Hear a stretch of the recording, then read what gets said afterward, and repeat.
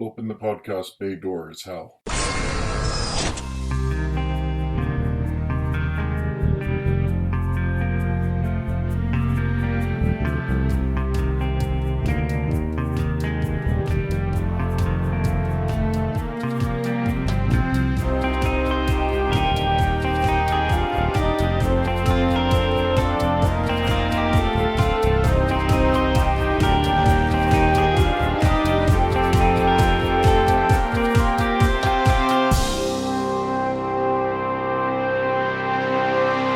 Hello, everyone, and welcome to episode 5 of Welcome to Geektown.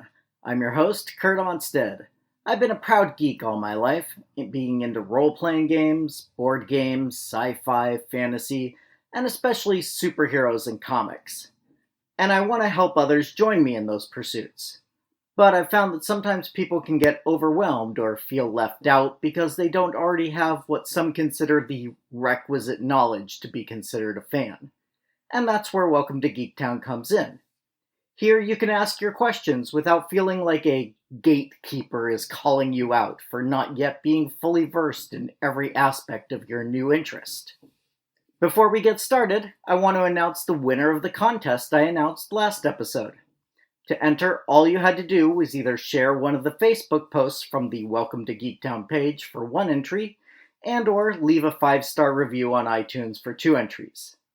And the randomly generated entry belongs to Myra B. Congrats! I'll contact you shortly to find out how best to get your prize to you. One more item before we dive into the question. I've invited you from the beginning to, well, actually me on anything I've said, and for the first time, that's happened. Christine wrote in regarding last episode and had a minor quibble with my word choice. She says, quote, "You used the word decimated, which is commonly misused, so don't feel bad. The origin is Latin, deci meaning 10. It literally means 1 in 10, and came into usage when Rome decided to punish cowardice by killing 1 in 10 of the soldiers in any legion found to show fear in the face of the enemy. Word origins are so fascinating to me, but I'm definitely no expert." End quote. Thanks for writing in, Christine. I was already somewhat aware of the historical meaning of decimate, but looking at the dictionary definition, these days its accepted meaning is kill, destroy, or remove a large percentage or part of. In addition, the post-House of M storyline was actually titled X-Men Decimation, so I was being very purposeful in my word choice there. But I appreciate the feedback, and I'm always happy to share interesting information that comes my way. Remember, if you want to, well, actually me, the email address is welcometogeektown@gmail.com, or simply visit www.welcome2geektown.com and leave a comment on the appropriate show notes. Now, let's get to the first question for the week. Yes, I did say first. The previous episodes so far have focused on comic books and their related properties, like the Marvel Cinematic Universe. But today's question moves to another of my favorite topics, board games. Specifically, Anthony H. wants to know, what's up with legacy board games? Why would I buy a game I can only play a certain number of times? Thanks for the question, Anthony. We should probably start by defining legacy games for those unfamiliar with them and give a little background. Legacy games are generally thought of as any board game where the results of the previous game affect the current game in one way or another. The first game to be labeled as a legacy game was designed by Rob Daviau, who has gone on to design or co-design many of the subsequent legacy games that have been released to date. Rob was at a work meeting, joking how the characters in Clue keep getting invited back to the mansion, even after one of them has murdered someone. This line of thought inspired him to pitch a legacy version of Clue. That was turned down by Hasbro, but eventually he was asked to create the legacy version of Risk, which started this new trend in board games. Many of you are probably already familiar with the board game Risk. where you and up to 5 other players compete as different factions and try to conquer the world. In the Legacy version of the game, the beginning of the first game is very similar to the original version of Risk that most people know, although some changes have been made to the general rules that tend to speed the game up, so it takes about an hour to an hour and a half per game. What makes it a Legacy game, though, is that there are boxes and envelopes that are opened when certain conditions are reached, such as the first time a player is eliminated. When you open that box or envelope, you follow the instructions inside. You may be told to add cards to a deck that's in play, or place stickers on the sheet that describes your faction, or even write directly onto the board itself. Some of these changes will hurt you, some will help you, but all of them are now in place for the rest of that game and all subsequent games. As the game box itself points out, what is done cannot be undone. The choices you make during your games will end up making your game board completely different from someone else's board. Most Legacy games have a large story aspect and have been designed to play as a campaign. Because of that, Legacy games are often compared to role-playing games like D&D as often as they are to more standard modern board games like Settlers of Catan. For most of the Legacy games I've played, the campaign lasts for somewhere between 12 and 24 games. With Risk Legacy, for instance, it's 15 games long. Now, some games will let you keep playing after the campaign part of it is over, but you'll no longer be opening up new content, which for many people is the main draw of a Legacy game. With other games, once the campaign is over, the game is completely done. The only way to play again is to buy a new copy and start over from the beginning. And this is the downside that was alluded to by Anthony in the second part of his question. It's not uncommon for these games to cost anywhere from $60 to $100 or even more, and you can only play a certain number of times before you're basically done. Is it worth it? Well, let's look at some numbers. Most of the Legacy games I've played have been 4 players, although there are some that can take more, and you can play with less if you want. But let's start from an assumption of 4 players. These games tend to be designed for older players, as they're very strategic in nature, so if you've got 4 adults playing this game, you can split the cost between them. This is what my friends and I have done for the Legacy games we've played.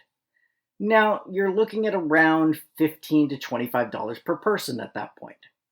Splitting that up among, let's say, 15 game sessions at an hour each, and your cost is somewhere between $1 to $1.50 an hour. It's up to you to figure out if that is a reasonable cost for your entertainment dollar, but comparing it to a movie or many video games, and I think you'll find it's a bargain.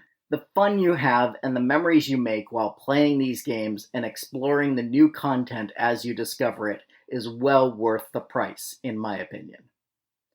The Legacy mechanic can and has been added to all different types of games. I've mentioned Risk Legacy, which is a strategic conquest game. There have been cooperative Legacy games. If you're familiar with the co-op game Pandemic and enjoyed it, you'll be happy to know there are 2 Legacy versions of that available, Season 1 and Season 2. I do suggest that you play them in that order, as story elements from Season 1 show up in Season 2. There's worker placement games like Charterstone, and exploration games like Seafall. Those are a few of the Legacy games I've specifically played myself and would recommend. I'll have Amazon links to any available on the show notes if you can't find them at your friendly neighborhood gaming store.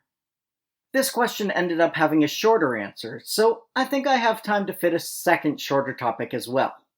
It has to do with the latest trend in comic book movie poses. And we'll get to that right after this.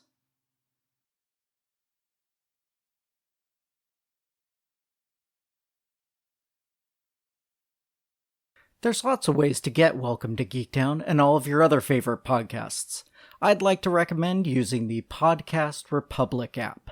It's available in the Google Play Store and is a fantastic app that allows you to get this and any other podcasts you're interested in directly onto your Android device. You can search for titles of podcasts or check out their curated lists and or featured podcasts to find all the new ones you may have never heard before. Then select them as your favorites and they'll all be just a click away.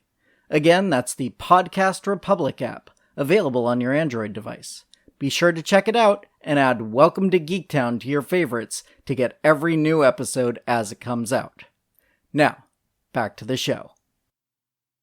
Our second question this week comes from Tiffany T.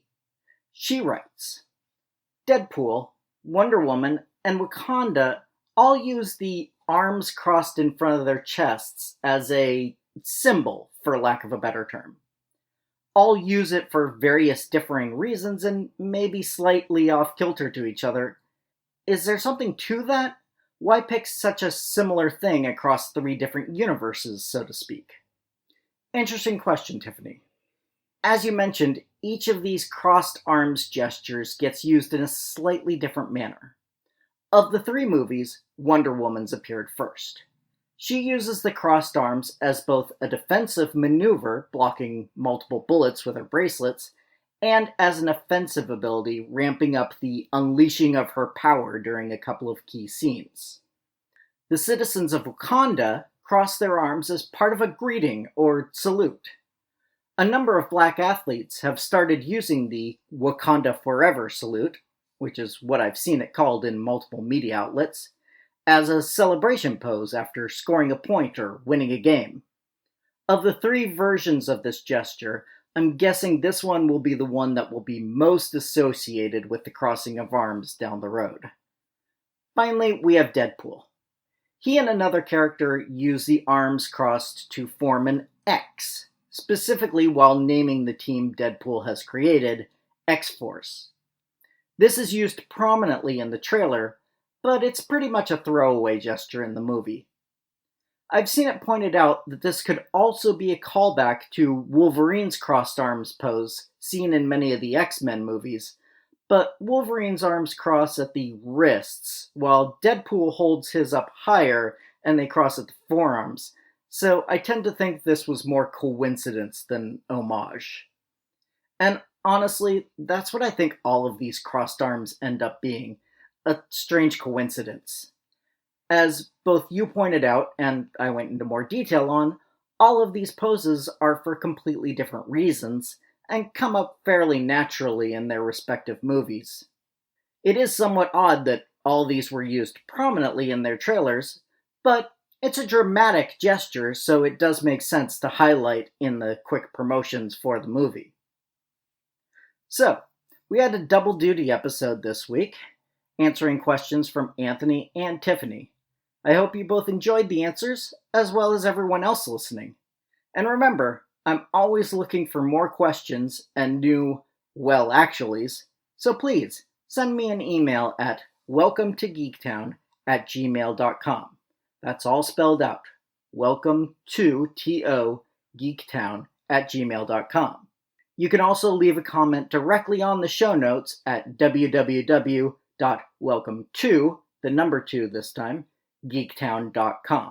Other contact options include facebook.com/welcometogeektown or Twitter @geektownpodcast. In the meantime, don't forget to subscribe and give me a 5-star review over on iTunes to join the Geektown City Council to help other people find the show, so we can all tell them, Welcome to Geektown, population us.